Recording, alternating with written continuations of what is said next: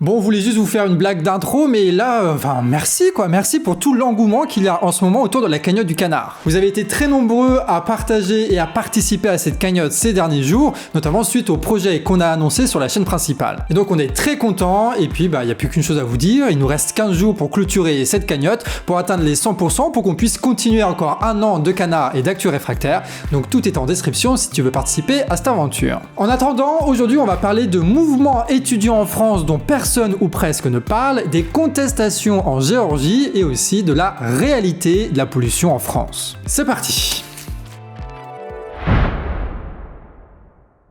Jeudi matin, des centaines d'étudiants ont manifesté à Paris contre la politique austéritaire du gouvernement. Et comme d'habitude, les CRS ont foncé dans le tas pour tabasser les jeunes. Ça s'inscrit dans un mouvement général qui émerge dans les universités depuis début mars. Et pourtant, on n'entend pas beaucoup parler de ces mobilisations qui sont éparpillées. Donc la question, c'est de savoir si les étudiants vont réussir à se coordonner pour se faire entendre. Et ça nous intéresse pour une raison précise, c'est que partout dans le monde, les manifestations contre le pouvoir éclate. Et partout les étudiants sont en première ligne, c'est le cas en Indonésie, en Turquie et en Serbie. Mais en France, ça fait longtemps qu'un mouvement étudiant n'a pas émergé, et donc là c'est une nouvelle génération à l'université qui se mobilise et qui se politise. D'ailleurs, si vous êtes des jeunes qui participent à ces trucs-là, dites-nous par Instagram et Twitter, on aimerait bien faire une vidéo sur le canard avec des témoignages, donc n'hésitez pas à nous contacter sur nos réseaux sociaux. Allez, on reste dans les manifestations. En Géorgie, il y a eu d'immenses rassemblements contre le pouvoir autoritaire. Et ça fait suite à un grand mouvement qui a éclaté fin 2024. À l'époque, le parti Rêve géorgien a été réélu en bourrant les urnes. Mais le peuple géorgien a commencé à filmer et à partager sur les réseaux tout ce qui se passait. Et les résultats ont confirmé ça, puisque dans certaines régions, on a atteint 100% de participation avec une quasi-unanimité pour le parti Rêve géorgien. En fait, ce parti, il est au pouvoir depuis 2012 et il compte y rester pour un moment. Mais le peuple ne l'entend pas de cette oreille et c'est pour ça qu'ils sont sortis massivement pour protester contre le pouvoir. En réponse, comme d'habitude, la répression a été très violente, mais les manifestations ont continué jusqu'à aujourd'hui. Du coup, les manifestants exigent la libération de tous les prisonniers politiques et de nouvelles élections. Et ça s'est passé lundi soir devant le Parlement géorgien. Et le jour choisi est symbolique, puisque le jour de l'indépendance de la Géorgie, c'est le 31 mars 91,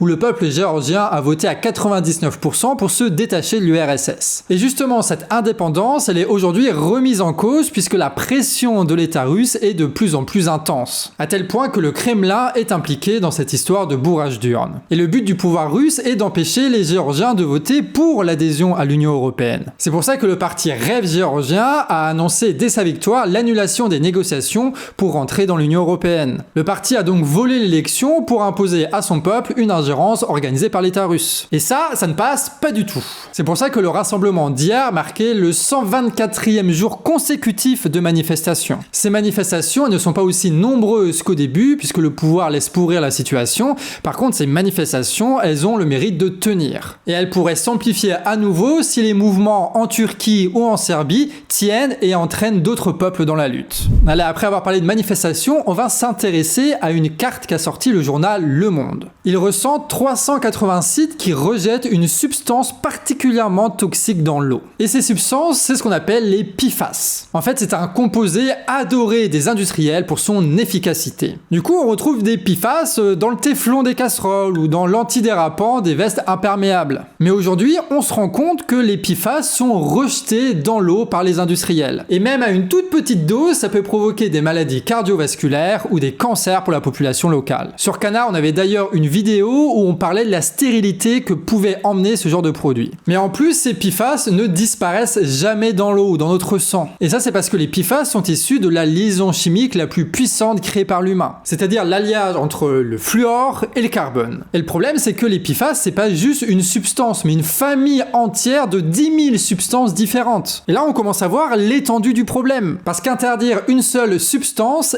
ça sert à rien. C'est exactement ce qui s'est passé quand les PFOA ont été interdites pour la création de casseroles en téflon. Résultat, les industriels ont tout de suite remplacé la substance par un autre PFAS, et du coup, la contamination elle a continué. Et d'ailleurs, en parlant de contamination, c'est impossible de décontaminer ce genre de truc, c'est pour ça qu'on parle de polluants éternels. Et même si les PFAS sont isolés des sols et de l'eau, les scientifiques ne savent pas comment détruire ces substances. Du coup, la chercheuse Ali Ling explique qu'il n'y a pas assez d'argent sur Terre pour se débarrasser des PFAS. Et elle sait de quoi elle parle, hein, c'est la chercheuse qui a travaillé sur les décontaminations aux États-Unis. Mais pendant ce temps, les industriels continuent à nous empoisonner. Et ça, c'est grâce à deux lobbies, le Conseil européen de l'industrie chimique et Plastic Europe. Ces deux organisations ont orchestré des campagnes de désinformation qu'on trouve jusque dans la bouche de certains de nos politiques. Raison de plus pour prendre l'industrie des mains de ces criminels et de ces voyous qui nous empoisonnent. Sachant que là, encore une fois, j'ose prendre la parole, ça sert à rien, les trucs Teflon, je sais pas quoi, on peut faire des culottages normales sur des plaques en acier, d'accord? Les casseroles en acier, ça suffit les gens, ça suffit, y a pas besoin de Teflon, c'est juste la publicité qui nous fait croire ça. C'est là-dessus en tout cas qu'on termine cette belle actu réfractaire qui a écrite entièrement Nico, ça a été monté par Pixel et c'est Betsy qui s'est occupée de la diffusion. Merci encore à tous vos soutiens, ça nous fait extrêmement plaisir.